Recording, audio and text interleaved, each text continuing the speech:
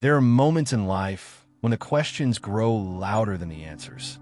Moments when we sit in the middle of our own confusion, hoping that something, anything, will come and rescue us with clarity. But what if clarity isn't something you find through answers? What if true clarity is found without them? What if peace doesn't always begin with knowing, but with understanding how to be okay with not knowing?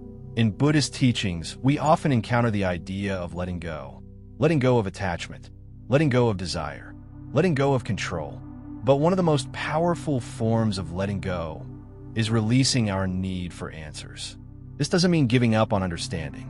It means surrendering the belief that understanding must come in the form of neat, logical conclusions. It's a deeper path, one that leads not just to knowledge, but to wisdom. 1. The illusion of certainty. We live in a world that worships certainty. We are told that to live well, we must have a plan, a strategy, a clear answer for everything. And yet, life rarely moves in straight lines. It flows, it bends, it breaks, and sometimes it simply doesn't explain itself. We ask, why did this happen to me? What should I do now? Will I ever feel okay again? And in those moments when no answer comes, we often fall into despair. But the Buddha offered a different way of seeing. He taught that suffering is born not from the experience itself, but from our clinging to how things should be and our resistance to how they are. Wanting answers is natural, but believing we must have them is where suffering begins. 2. Sitting in the silence. In the stillness of meditation, practitioners learn to sit with whatever arises. A thought, a feeling, a question, and simply watch it, not to chase it, not to solve it, but to understand it by being with it. This is what the Buddha meant when he spoke of mindfulness. It is not about control. It is about presence. When we sit with a question, why am I in pain? Who am I really? Am I good enough? And we don't rush to fix it or explain it away. We begin to notice something. The question itself becomes softer, less sharp, less urgent, and something else begins to rise. Clarity, not the clarity of logic, but the clarity of being awake. 3. The wisdom of not knowing. In Zen Buddhism, there's a phrase, not knowing is most intimate. It means that the mind that admits it does not know is the mind that is truly open. Open to life, open to presence, open to truth, even when truth has no words.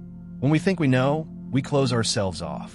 We form beliefs, opinions, judgments, all based on what we assume is true. But when we don't know, we are humble. We are present. We are receptive. In the space of not knowing, something beautiful happens. We begin to feel more, see more, listen more, because the mind is no longer trying to prove. It is simply here to experience.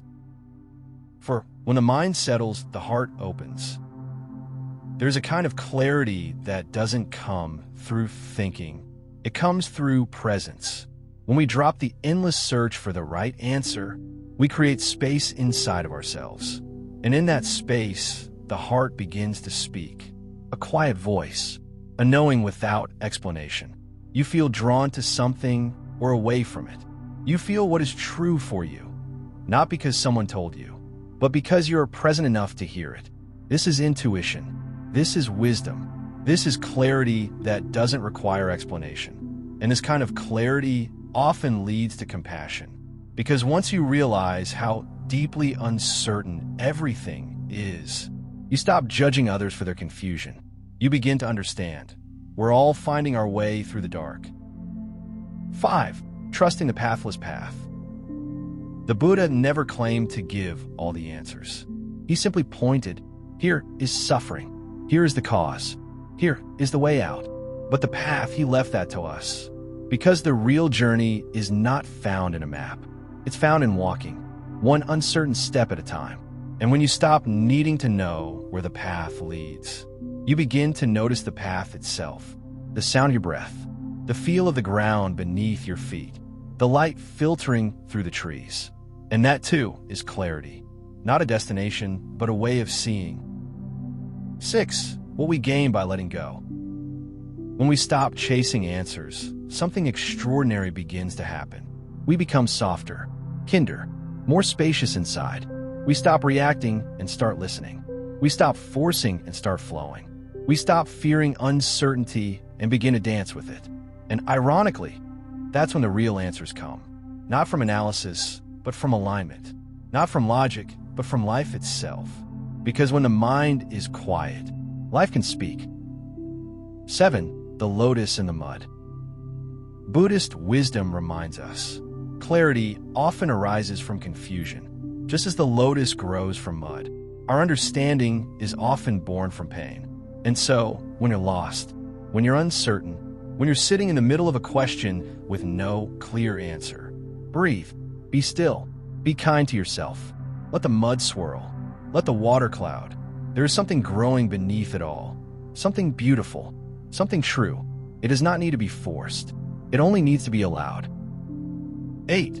Practical reflection. How to embrace clarity without answers. You don't need to retreat to a monastery to practice this. Here are a few gentle ways you can begin to live this insight. Sit with your questions. Instead of solving them, write them down. Hold them gently. Let them be part of your day, without needing immediate resolution. Meditate in silence.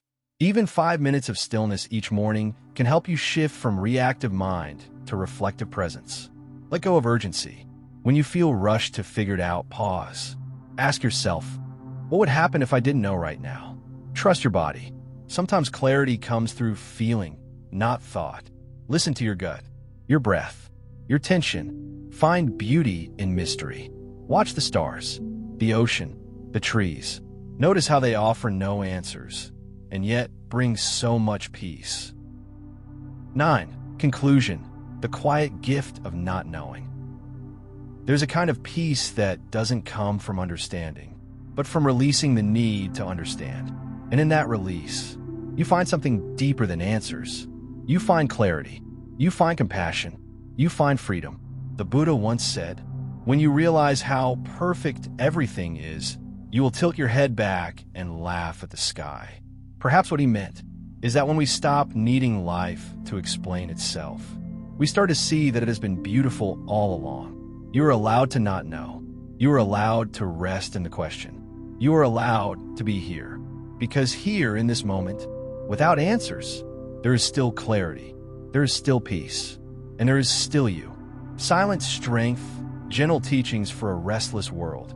Subscribe for more Buddhist reflections on peace, presence, and inner freedom.